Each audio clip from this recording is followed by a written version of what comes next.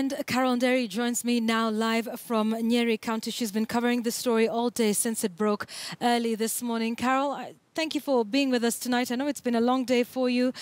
Ultimately, this is where the conversation will be headed. What next for the county of Nyeri? We know, of course, the burial plans are already, underway. We heard from the Deputy President earlier today about who will be leading, that process. But of course, within the governance structures, talk to us about what next for the residents of Nyeri County.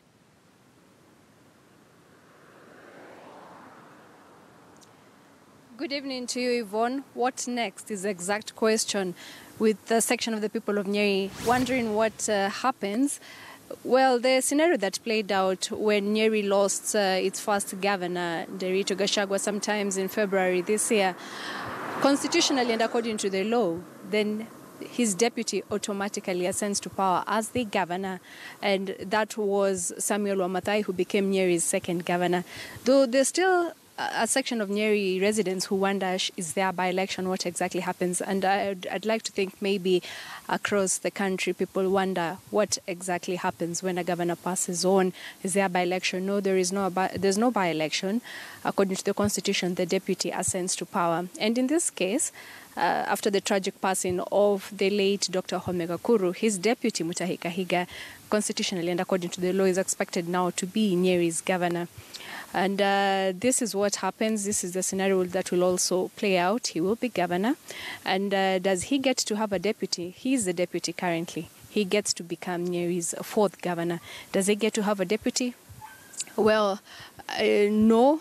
That is not, there's no provision for that. And some of the people you had spoken to earlier feel that there is a lacuna somewhere. Perhaps there should be a by-election going forward when a governor passes on.